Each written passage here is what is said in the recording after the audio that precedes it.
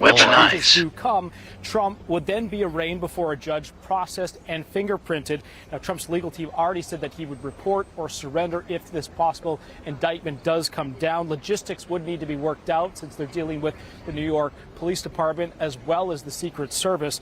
An indictment, though, would be a lengthy process and would likely be an uphill legal battle, as Trump's lawyers would probably and most likely put forward some sort of case against this.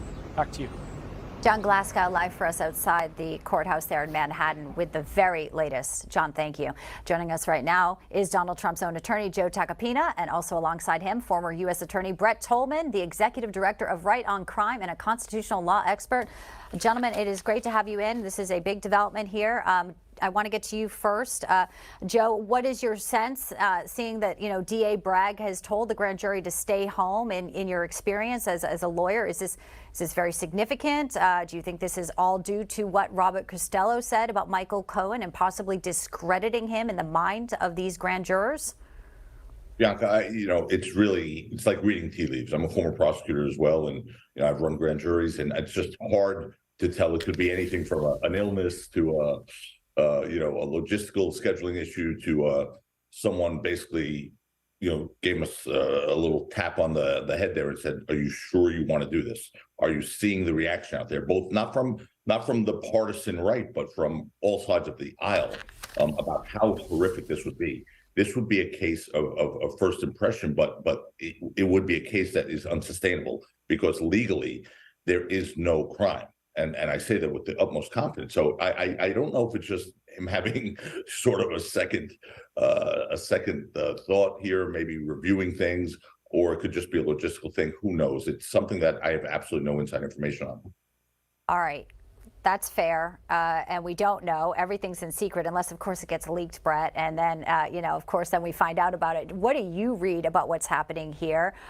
Do you think DA Bragg, while many have said that this case, as you just heard Joe say, it's something that they would not win. I mean, prosecutors want to win cases, but yet he is going to go forward, many say, with this. This is the charge.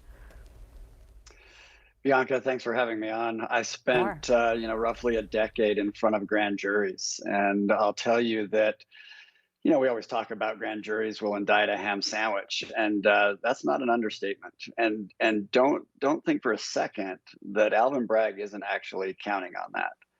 And does he care about whether or not he'll win the case? Too many prosecutors nowadays are more concerned about the optics. They're more concerned about getting the charges in. And then what happens? A lot of destruction occurs when charges are brought, especially when you don't have the evidence to support it. Here, I think it's a calculation, both by Bragg and by others that are pushing him to do this. I don't think they have the evidence to sustain the charges throughout the prosecution. I also think that the grand jury has so far been denied probably exculpatory evidence. And if that's the case, there's also a serious concern in terms of the ethics of what they're doing in front of the grand jury.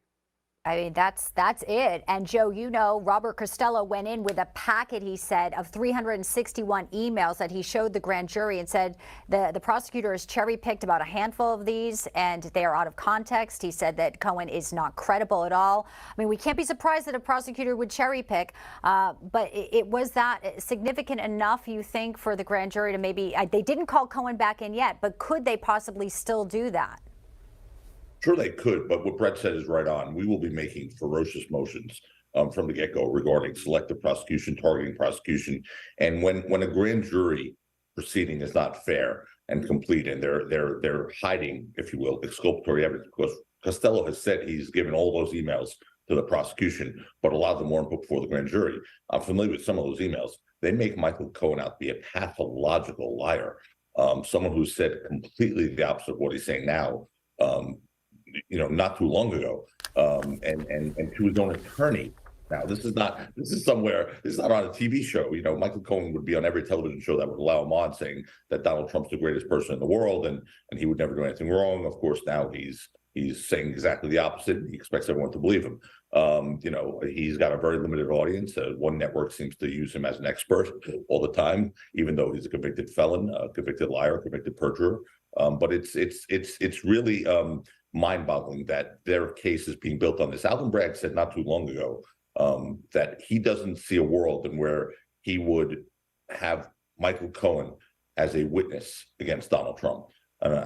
Maybe perhaps he's changed his mind, or maybe perhaps enough pressure has gotten him by his support base to force him to do this. But my God, the day we start prosecuting people because we don't like them, or we don't agree with their politics, or we want to kneecap them as a political candidate, is the day this country's really turned itself on its head. And I think we're getting there right now, because this is nothing more than weaponization of the DA's office, the prosecutor's office, and the justice system. And in my 32 years doing this, I've never seen anything like it, ever. You got 42 years. Let's play what Dershowitz told me.